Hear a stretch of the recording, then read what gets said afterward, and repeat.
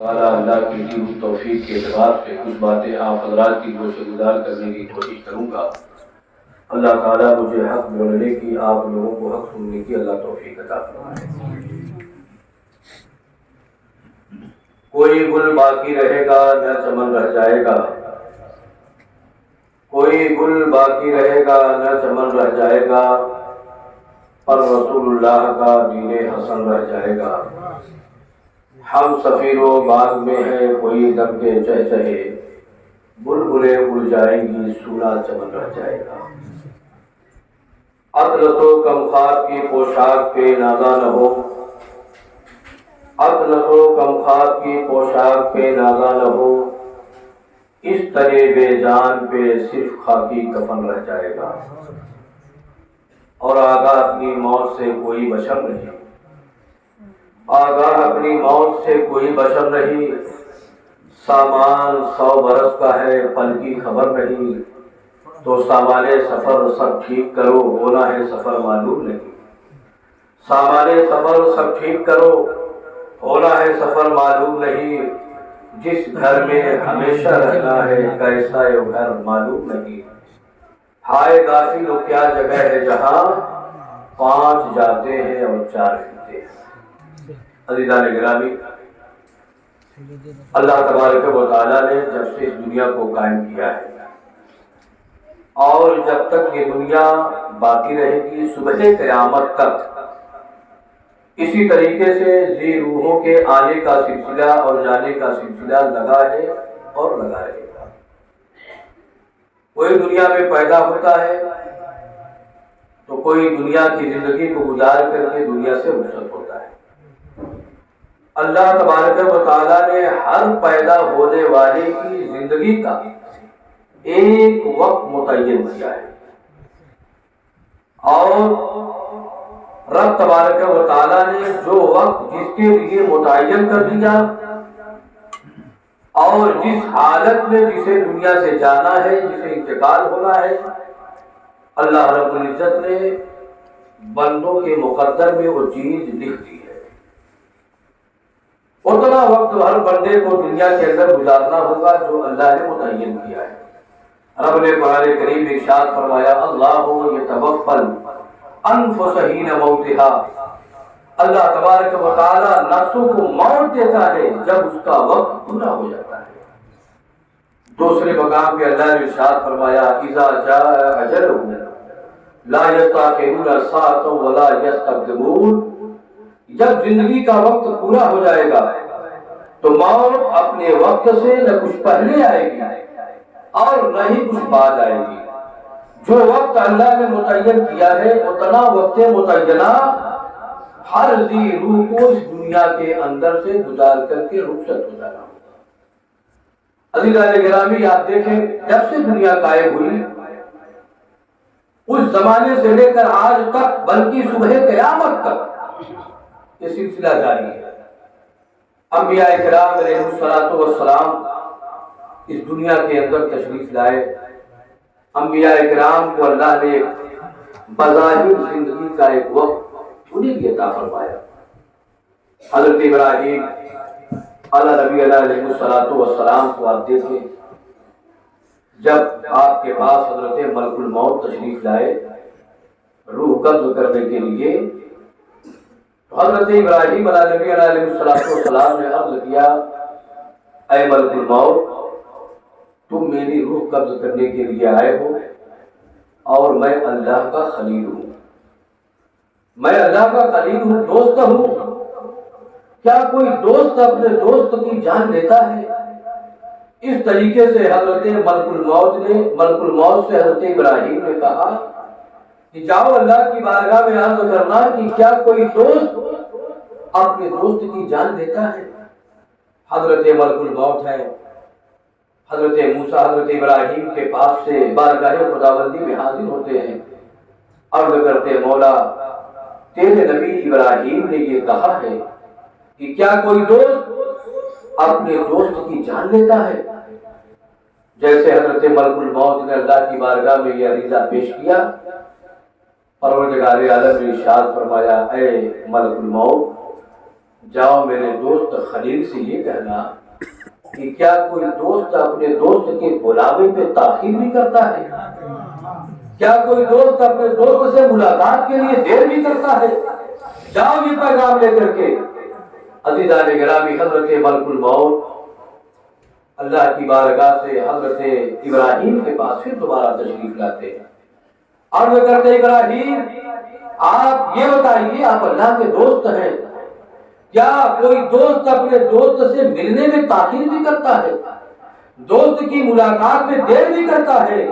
حضرت ابراہیم علیہ نبی علیہ السلام عرض کرتے ہیں اے ملک الموت ایسا تو نہیں ہوتا ہے، جب دوست کی دوستی ہے دوست سے تو دوست سے ملنے کے لیے اس میں تاخیر نہیں ہوتی ہے۔ اے ملک الموت آئے ہو میری روح قبض کرنے کے لیے، آج ہی میری روح کو قبض کر۔ عزیزان گرامی حضرت ابراہیم علیہ نبی علیہ السلام بھی ایک وقت متعینہ کے ساتھ بظاہر دنیا کے اندر سے تشریف لے گئے۔ حضرت موسیٰ پیغمبر کو آپ دیکھیں، یہ انبیاء کرام ہیں، ان کی خواہش ہوتی تو اللہ تعالیٰ ان کی زندگی میں اضافہ اور برکت دے دیتا، اس لیے کہ انبیاء کرام کی دعاؤں کو ٹالا نہیں جاتا ہے، بارگاہ خداوندی میں ان کی دعائیں مقبول ہوتی ہیں۔ حضرت موسیٰ پیغمبر ہے، جب ان کے پاس ملک الموت تشریف لائے روح نکالنے کے لیے تو آپ بڑے جلالی تھے، آپ نے حضرت ملک الموت کو ایک تھپڑ مارا اور ایسا تھپڑ مارا کہ ان کی ملک الموت کی آنکھ باہر آ گئی، رب کی بارگاہ میں حاضر ہوئے، عرض کرتے مولا تیرا حکم تھا تیرے نبی کی روح کو قبض کرنے کا، میں تو گیا تھا تیرا حکم لے کر کے ان کی روح قبض کرنے کے لیے، لیکن تیرے نبی نے مجھے ایسا تھپڑ مارا ہے کہ یہ میری آنکھ باہر آ گئی ہے۔ اللہ نے ارشاد فرمایا اے ملک الموت جاؤ موسیٰ سے پوچھو کیا وہ دنیا میں اور رہنا چاہتے ہیں، دنیا کی زندگی اور چاہتے ہیں؟ حضرت موسیٰ پیغمبر سے جب ملک الموت نے اتنا کہا تو آپ ارشاد فرماتے ہیں کہ دنیا کی زندگی اگر میں چاہتا ہوں تو اس کے بارے میں کیا ہے؟ حضرت ملک الموت بارگاہ خداوندی میں عرض کرتے مولا حضرت موسیٰ پیغمبر اگر زندگی چاہتے ہیں تو آگے ان کے ساتھ کیا ہونا ہے؟ اللہ نے ارشاد فرمایا اے ملک الموت جاؤ موسیٰ کے پاس یہ جانور لے کر کے، یہ بکرا لے کر کے یا گائے لے کر کے ان کے پاس جانا اور جا کر کے کہنا کہ اس کی پیٹھ پر اپنا ہاتھ رکھ دو، جتنے بال آپ کے ہاتھ کے نیچے آئیں گے اتنے سال کی عمر آپ کی بڑھا دی جائے گی۔ چنانچہ اللہ کے حکم سے حضرت اسرائیل ملک الموت وہ جانور لیتے ہیں، وقت گائے لیتے ہیں اور لینے کے بعد حضرت موسیٰ کی بارگاہ میں حاضر ہوتے ہیں اور عرض کرتے ہیں موسیٰ پیغمبر اگر آپ دنیا کی زندگی اور چاہتے ہیں تو اس گائے پر آپ اپنا ہاتھ اس کی پیٹھ پر رکھ دیجئے، آپ کے ہاتھ کے نیچے جتنے بال آئیں گے اتنے سال کی عمر اللہ تعالیٰ بڑھا دے گا، آپ کو دنیاوی زندگی میں اضافہ ہو جائے گا۔ حضرت موسیٰ پیغمبر عرض کرتے ہیں اے ملک الموت یہ بتاؤ جب اتنا وقت پورا ہو جائے گا تو پھر تم آؤ گے؟ حضرت ملک الموت عرض کرتے ہیں اے موسیٰ پیغمبر اللہ نے یہ ارشاد فرمایا ہے کہ موسیٰ پیغمبر کے ہاتھ کے نیچے جتنے بال آئیں گے اتنے سال کی عمر بڑھا دی جائے گی، اس کے بعد جب وہ وقت پورا ہو جائے گا پھر انہیں دنیا سے تشریف لانا ہوگا، پھر تمہیں جا کر کے ان کی روح کو قبض کرنا ہوگا۔ حضرت موسیٰ پیغمبر عرض کرتے ہیں اے ملک الموت جب اتنا وقت پورا کر کے پھر مجھے دنیا سے جانا ہی ہے، پھر موت آنی ہی ہے لمحے کے لیے، تو آج آئے ہو تو آج ہی میری روح کو قبض کر لو۔ حضرت موسیٰ پیغمبر کا بھی وہ وقت متعین تھا، اللہ تبارک و تعالیٰ کے حکم سے آپ بظاہر زندگی دنیا کی زندگی گزار کر کے آپ بھی دنیا سے رخصت ہو گئے ہیں۔ عزیزان ملت اسلامیہ اسی طریقے سے اللہ تبارک و تعالیٰ نے ہر ایک کی زندگی کا وقت متعین کیا ہے، اذا جاء اجلهم لا يستأخرون ساعة ولا يستقدمون، جب زندگی کا وقت پورا ہو جائے گا تو موت اپنے وقت سے نہ کچھ پہلے آئے گی نہ کچھ بعد میں آئے گی، اللہ نے جو وقت متعین کیا ہے اتنا وقت متعینہ گزار کر کے سب کو دنیا سے رخصت ہو جانا ہوگا۔ اسی مناسبت سے مرحومہ خاتون اس گھر سے رخصت ہوئی ہیں۔ اللہ نے ان کی زندگی کے لمحات اتنے ہی متعین کیے تھے۔ یہ اور بات ہے کہ پروردگار عالم کسی کو موت دیتا ہے تو بندہ بستر مرد پہ چڑھتا ہے، بیماری اسے ملتی ہے، مصیبتیں جھیل کر کے دنیا سے جاتا ہے، اور کوئی ایسا بھی ہوتا ہے کہ جو چلتا پھرتا رہتا ہے، اچانک اس کا انتقال ہو جاتا ہے۔ یہ سب اللہ کی حکمت ہے، یہ سب اس کی مرضی ہے، اور پروردگار عالم اپنے بندوں پہ بڑا مہربان ہے۔ اگر بیماری دے کر کے موت دیتا ہے تو ایسا نہیں ہے کہ بندہ گنہگار ہوتا ہے جب بھی بیمار پڑتا ہے۔ عزیزان گرامی، بیمار اگر بندہ پڑتا ہے، موت واقع ہوتی ہے تو اس میں بھی اللہ کی حکمت ہوا کرتی ہے۔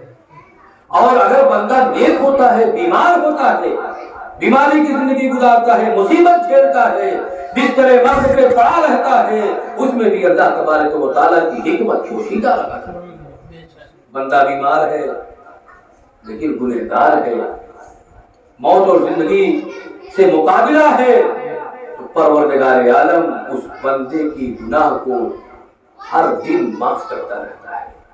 بیماری کی زندگی گزار رہا ہے اور نامہ اعمال میں اس کی گناہیں زیادہ ہے، اللہ تعالیٰ بیماری دے کر کے بندے کی گناہ کو معاف کرتا ہے، اور ایک وقت ایسا آتا ہے کہ وہ بندہ اللہ کی بارگاہ میں مقبول ہو جاتا ہے، دنیا سے اٹھا دیا جاتا ہے۔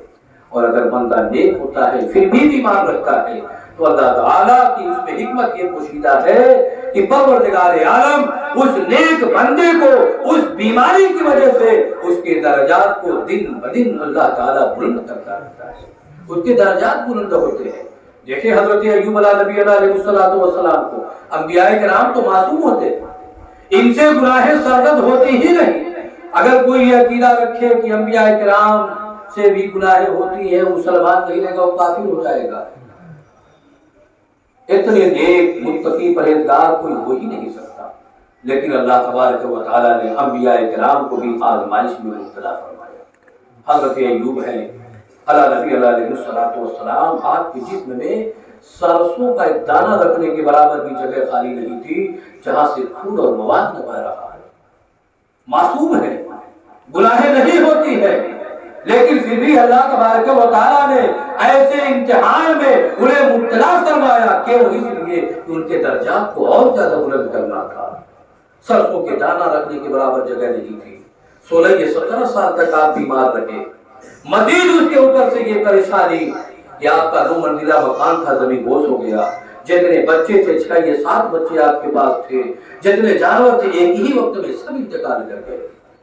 اللہ تبارک و تعالیٰ نے آپ کو ایسی آزمائش میں مبتلا فرمایا تھا، لیکن جب آپ کو یہ خبر دی گئی کہ اللہ کے نبی آپ کا مکان زمین بوس ہو گیا، آپ کے جتنے بچے تھے سب انتقال کر گئے، جتنے جانور تھے سب مر گئے، اس وقت اللہ کے نبی حضرت ایوب علیہ السلام ہیں، بستر مرض پہ پڑے ہوئے ہیں، جسم سے خون اور مواد بہ رہے ہیں، لیکن آپ کی زبان مبارک سے یہی کلمات نکلے تھے، انا للہ و انا الیہ راجعون، ہم تو آئے ہیں دنیا میں اللہ کے لیے، ہمیں لوٹ کے جانا ہے اللہ ہی کے لیے۔ اللہ زندگی دینے والا ہے، وہی موت دینے والا ہے، وہی اولاد دینے والا ہے، وہی اولاد لینے والا ہے، وہی مال دینے والا ہے، وہی رزق دینے والا ہے، وہی دے رہا ہے۔ اے پروردگار عالم، تو مجھے اس مصیبت پر صبر عطا فرما۔ آپ نے صبر کی دعا مانگی، اللہ کی جانب سے یہ انعام ہوا کہ پروردگار عالم نے ارشاد فرمایا، اے میرے نبی ایوب اب زمین پہ چلو۔ قرآن پاک میں پورا واقعہ موجود ہے، آپ زمین پہ چلتے ہیں، 40ویں کا موقع ہے، اس لیے میں یہ واقعہ بیان کر رہا ہوں۔ بہت سارے لوگ یہ کہہ دیا کرتے ہیں 40ویں کا کیا ثبوت ہے، 40واں کوئی ضروری نہیں ہے، 40ویں سے کیا ہوتا ہے؟ عزیزان ملت اسلامیہ، اس 40ویں گنتی میں کوئی نہ کوئی راز ضرور پوشیدہ ہے۔ اللہ تبارک و تعالیٰ نے ارشاد فرمایا، اے میرے نبی ایوب اب تم زمین پہ چلو۔ حضرت ایوب نبی علیہ السلام زمین پہ چلتے ہیں، چلتے رہے، 1 قدم 10 قدم 20 قدم 30 قدم، رکنے کا حکم نہیں ہوا، چلتے رہے۔ جب 40 قدم پورا ہو گیا، اللہ تبارک و تعالیٰ نے ارشاد فرمایا، اے میرے نبی ایوب اب رک جاؤ۔ آپ رک گئے، اللہ نے ارشاد فرمایا اپنا قدم زمین پہ مارو، آپ نے قدم زمین پہ مارا، پانی کا چشمہ نکلنا شروع ہو گیا، پانی بہنا شروع ہو گیا۔ اللہ نے ارشاد فرمایا اے میرے نبی ایوب، اتنے سالوں سے تم بیمار تھے اور بیماری کے ایام میں بھی تو نے میری عبادت کی ہے، میرا شکر ادا کیا ہے۔ اے میرے نبی ایوب، یہ صبر کا انعام تجھے تیرے قدموں کے نیچے میں نے پیدا کر دیا ہے، اس پانی کو اپنے جسم پہ مل دو۔ اللہ کے نبی نے اس پانی کو اپنے جسم پہ جیسے ملا ہے، جتنے پھوڑے اور پھلسی تھے سب کی سب شاید ہو گئے، ختم ہو گئے، بیماری دور ہو گئی، بظاہر جو بیماری تھی آپ کے جسم میں۔ اس کے بعد پھر اللہ تبارک و تعالیٰ نے ارشاد فرمایا اے میرے نبی ایوب، اب دوبارہ چلو۔ آپ دوبارہ جب قدم بڑھاتے ہیں چلتے رہے، رکنے کا حکم نہیں ہوا۔ پھر جب 40 قدم پورا ہوا تو اللہ نے ارشاد فرمایا اب رک جاؤ۔ آپ رکے، اللہ نے ارشاد فرمایا دوسرا قدم زمین پہ مارو۔ آپ نے دوسرا قدم جب زمین پہ مارا تو پانی کا دوسرا چشمہ نکلنا شروع ہوا۔ اللہ نے ارشاد فرمایا اے میرے نبی ایوب، اس پانی کو جسم پہ نہیں ملنا ہے، اس کو پینا ہے۔ اللہ کے حکم سے آپ نے اس پانی کو پی لیا تو آپ کے اندر جتنی بیماریاں تھیں تمام بیماریاں ظاہر ہو گئی، اور اللہ تبارک و تعالیٰ نے مزید آپ کے دل میں اور زیادہ نورانیت پیدا فرما دی، اور زیادہ آپ کے اندر نورانیت آ گئی۔ اس کے بعد آپ نے اپنی کیفیت کو دیکھا، اپنے جسم کو دیکھا، اپنے اندر کی خوشحالی کو دیکھا، اپنے دل کی طہارت کو دیکھا کہ پہلے سے کہیں زیادہ میرے اندر نورانیت آ گئی ہے۔ اللہ تبارک و تعالیٰ کا آپ نے اسی وقت شکر ادا کیا، پروردگار عالم کی آپ نے عبادت کی ہے، بارگاہ خداوندی میں اپنی پیشانی کو آپ نے جھکا دیا کہ اے پاک پروردگار عالم، تو نے مجھے اتنے سالوں سے بیمار رکھا تھا، وہ بھی تیرا شکر و احسان تھا کہ تو نے مجھے بیماری عطا فرمائی تھی، میں نے تیرا شکر ادا کیا۔ اے مولا، اس سے کہیں زیادہ یہ شکر تیرا ہے کہ تو نے میری بیماری کو ظاہر فرما دیا اور تو نے میری دوا کا انتظام میرے قدموں کے نیچے پیدا فرما دیا۔ اے رب العالمین، یہ سب تیرا شکر و احسان ہے۔ اے پاک پروردگار عالم، تو مجھے اپنا شکر گزار بندہ بنا دے۔ عزیزان گرامی، اللہ تبارک و تعالیٰ نے حضرت ایوب علیہ السلام کے درجات کو اور زیادہ بلند فرما دیا۔ آپ کو انعام میں اور کیا ملا؟ آپ نے جب دعا مانگی تو مفسرین کرام لکھتے ہیں کہ آپ نے جب دعا مانگی، اللہ کا شکر ادا کیا، نگاہ اٹھایا تو آپ کیا دیکھتے ہیں کہ آپ کا 2 منزلہ مکان آپ کی نگاہوں کے سامنے موجود ہے، اور اس کے اندر جب آپ نگاہ ڈالتے ہیں تو آپ کے مکان کے اندر جانور تو آپ کے سب پہلے مر چکے تھے، بچے بھی انتقال کر چکے تھے۔ آپ کیا دیکھتے ہیں کہ گھر کے اندر جانور کھڑے ہوئے پڑے ہیں۔ اس طریقے کے معاملات ہیں۔ اللہ تبارک و تعالیٰ نے اس صبر کا انعام آپ کو عطا فرمایا تھا کہ 17 سال تک آپ بیمار رہے، لیکن اس کے باوجود بھی آپ اللہ کی عبادت کرتے رہے، اس کا شکر ادا کرتے رہے، تو پروردگار عالم نے اس صبر و شکر کا یہ انعام عطا فرمایا کہ اسی دنیا کے اندر اللہ نے آپ کو وہی اس سے کہیں بہتر مکان اللہ نے آپ کو عطا فرما دیا۔ عزیزان گرامی، ہم بھی اللہ تبارک و تعالیٰ کا ہم شکر ادا کریں۔ مصیبت آئے تو ہم مصیبت سے نجات کے لیے اللہ سے دعا مانگے، اور مصیبت پر ہم صبر کریں تو اللہ تبارک و تعالیٰ انعام عطا فرمائے گا، اور جب مصیبت دور ہو جائے تو بارگاہ خداوندی میں سجدہ شکر ادا کرے تو پروردگار عالم اس شکرانے کی وجہ سے اپنے فضل و کرم سے ہمیں مزید مالا مال فرما دے گا۔ اس لیے یہ اللہ کی حکمت اس میں پوشیدہ رہا کرتی ہے، اور 40ویں گنتی پروردگار عالم ہر چیز پہ قادر ہے۔ اللہ تبارک و تعالیٰ چاہتا تو حضرت ایوب علیہ السلام کو ایک قدم چلنے پر ہی وہ پانی دے سکتا تھا۔ ان اللہ علی کل شیء قدیر، بے شک اللہ تبارک و تعالیٰ ہر چیز پہ قادر ہے۔ وہ چاہتا پروردگار عالم تو بغیر ایوب کو چرائے ہوئے بھی اللہ تبارک و تعالیٰ آپ کو پانی دے دیتا، آپ کو دوا مل جاتی، لیکن پروردگار عالم کی بارگاہ میں ضرور یہ 40 گنتی پسندیدہ ہے۔ تب اللہ تبارک و تعالیٰ نے آپ کو 40 قدم چلنے کی برکت سے پانی عطا فرمایا ہے۔ موسیٰ پیغمبر اللہ کی بارگاہ میں عرض کرتے، پاک پروردگار عالم، میں چاہتا ہوں کہ تو مجھے کتاب عطا فرما، تو اللہ نے ارشاد فرمایا اے میرے نبی موسیٰ، تمہیں کتاب چاہیے تو توریت پہ اے موسیٰ توریت پہ آؤ اور میری طور پہاڑ پہ آؤ، توریت کتاب لینی ہے تو طور پہاڑ پہ آؤ، تمہیں توریت کتاب مل جائے گی۔ حضرت موسیٰ پیغمبر ہے، طور پہاڑ پہ جاتے ہیں اور جانے کے بعد پھر آپ کیا کرتے ہیں؟ 40 روزہ رکھتے ہیں، 40 رات اللہ کی عبادت کرتے ہیں۔ اس کام کے لیے توریت جیسی آپ کو کتاب دینا ہے، طور پہاڑ پہ ہے، کتاب چاہیں گے۔ اللہ تبارک و تعالیٰ نے، آپ نے جب 10 روزہ رکھا تو کتاب نہیں ملی، 20 پورا ہوا وہ کتاب نہیں ملی، 30 روزہ پورا ہوا اللہ نے وہ کتاب آپ کو نہیں عطا فرمائی، 39 روزہ پورا ہو گیا اللہ نے وہ کتاب نہیں عطا فرمائی۔ جب 40 روزہ پورا ہو گیا تو پروردگار عالم نے توریت جیسی مبارک کتاب آپ کو عطا فرمائی۔ تو 40ویں گنتی میں ضرور کچھ نہ کچھ فضیلت ہے، ضرور کچھ نہ کچھ برکت ہے۔ اس لیے ہمارے اسلاف نے، بزرگان دین نے ایصال ثواب کے لیے یہ 40واں متعین کیا ہے کہ 40ویں میں لوگ آئیں گے، مسلمان ایک مومن مسلمان کے لیے ایصال ثواب کریں گے، دعائے مغفرت کریں گے، قرآن خوانی کریں گے، تو اللہ تبارک و تعالیٰ آنے والے مسلمانوں کی برکت سے پروردگار عالم ان کی دعاؤں کے صدقے میں مرحومین کی مغفرت فرما دے گا۔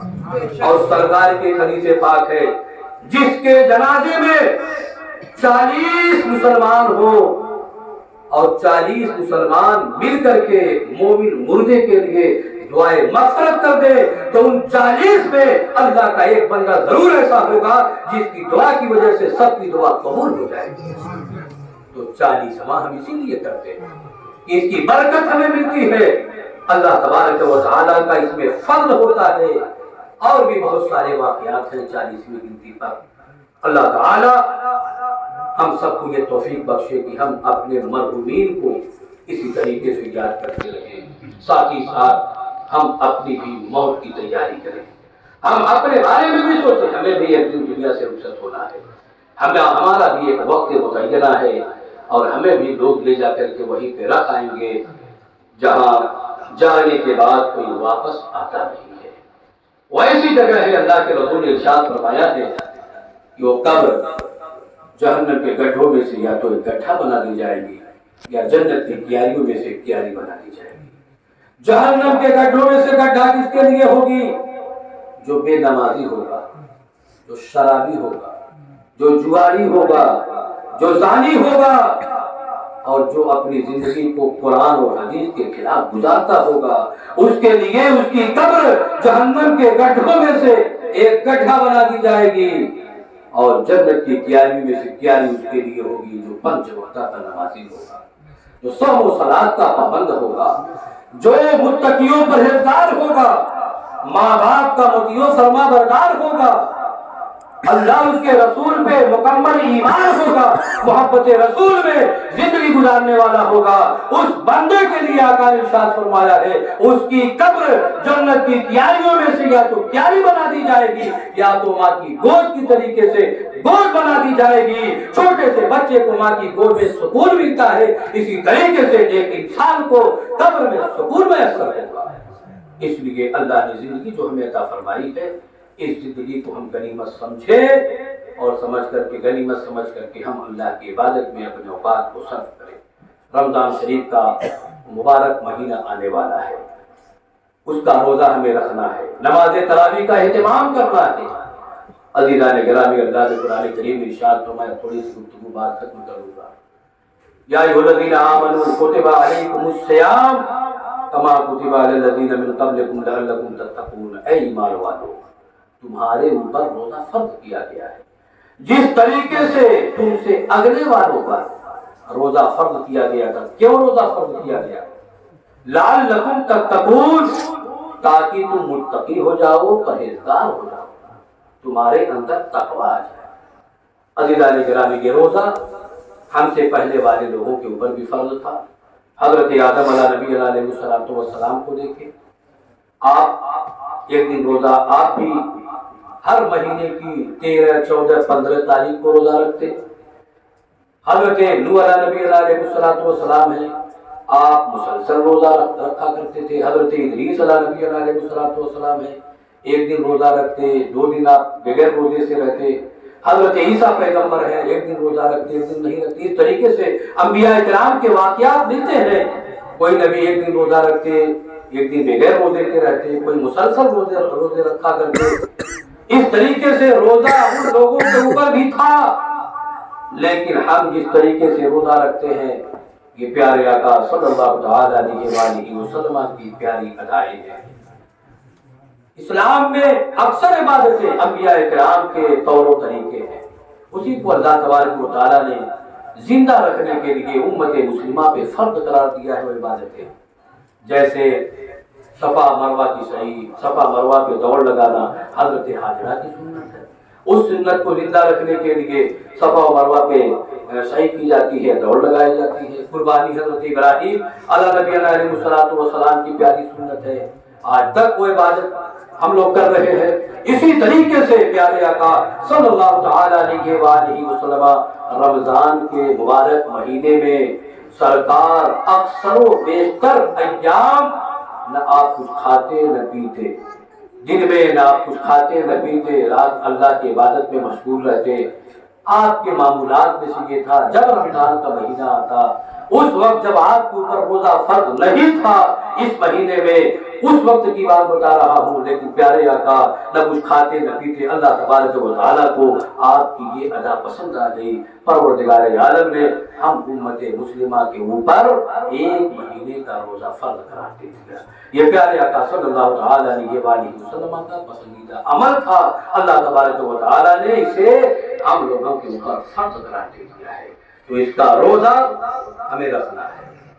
بہت سارے احباب ایسے ہیں جو مختصر سی بیماری کی وجہ سے ایک بہانے سے روزہ ترک کرتے ہیں. عزیزان گرامی، یہ شرعی گزر نہیں ہے. رمضان شریف کا ایک روزہ اگر کوئی بلا عذر شرعی چھوڑتا ہے تو حدیث پاک میں پیارے آقا نے ارشاد فرمایا کہ پوری زندگی یہاں تک کہ روح نکلتے وقت بھی اگر وہ روزے سے رہا، یعنی پوری زندگی بھی اگر وہ روزے سے رہا تو ایک روزے کی بھرپائی وہ نہیں کر پائے گا جو رمضان کا ایک روزہ ترک کرے گا بلا عذر شرعی.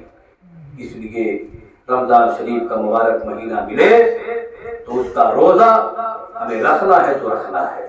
اللہ کا حکم ہے، ہمیں اسے پورا کرنا ہے. اور اگر کوئی روزے سے پرہیز کرتا ہے، روزہ نہیں رکھتا ہے، تو یقین جانو اللہ تبارک و تعالیٰ اس بندے کو جنت سے دور فرما دے گا. اللہ کی رحمت سے بندہ دور ہو جائے گا. اس لیے کہ سرکار نے اس بندے کے حق میں حضرت جبریل امین کی دعا کر سرکار نے آمین کر دیا ہے. آخری بات، پیارے آقا صلی اللہ تعالیٰ علیہ وآلہ وسلم غالباً مسجد نبوی شریف میں موجود تھے. منبر شریف پہ سرکار تشریف لے جا رہے تھے. پہلے دینے پہ سرکار نے قدم رکھا تو آمین پڑھا. اس کے بعد دوسرے دینے پہ سرکار نے قدم رکھا تو پھر آمین پڑھا. تیسرے دینے پہ آپ نے قدم رکھا تو پھر آمین پڑھا. صحابہ کرام رضوان اللہ تعالیٰ علیہ اجمعین نے جب یہ دیکھا کہ آج سرکار اور دنوں کے اعتبار سے آج کچھ الگ کام کر رہے ہیں، منبر پہ جا رہے ہیں تو آمین پڑھ رہے ہیں، تو پیارے آقا صلی اللہ تعالی علیہ وآلہ وسلم سے صحابہ کرام نے عرض کیا، یا رسول اللہ صلی اللہ تعالی علیہ وآلہ وسلم، ہم نے آج سے پہلے یہ کام کرتے ہوئے نہیں دیکھا تھا. آپ پہلے دینے پہ آپ نے قدم رکھا تو آمین پڑھا، دوسرے پہ گئے تو آمین پڑھا، تیسرے پہ بھی آپ نے آمین پڑھا، آخر اس کی وجہ کیا ہے؟ آقا ارشاد فرماتے ہیں، میرے صحابہ سنو، پہلے دینے پہ جب میں نے قدم رکھا تو میں نے آمین اس لیے کہا کہ حضرت جبریل امین اس بندے کے حق میں یہ دعا بطور بددعا کر رہے تھے کہ اللہ تبارک و تعالیٰ کی رحمت سے وہ بندہ دور ہو جائے، اللہ کی جنت سے وہ بندہ دور ہو جائے جس کے سامنے اے نبی آپ کا نام لیا جائے اور وہ آپ نے درود و سلام نہ بھیجے. آپ کا نام لیا جائے اور آپ کا نام سن کر کے بندہ آپ کے درود و سلام نہ بھیجے. اے اللہ کے رسول صلی اللہ تعالی علیہ وآلہ وسلم، سرکار ارشاد فرماتے ہیں، میرے صحابہ حضرت جبریل اس کے حق میں بددعا کر رہے تھے تو میں نے اس پہ آمین کر دیا. اس کے بعد دوسرے دینے پہ میں نے قدم رکھا تو آمین کہا. اس کی وجہ یہ تھی کہ حضرت جبریل ابھی اس بندے کے حق میں یہ دعا کر رہے تھے کہ اللہ تعالیٰ کی رحمت سے بندہ دور ہو جائے، اللہ کی جنت سے بندہ دور ہو جائے۔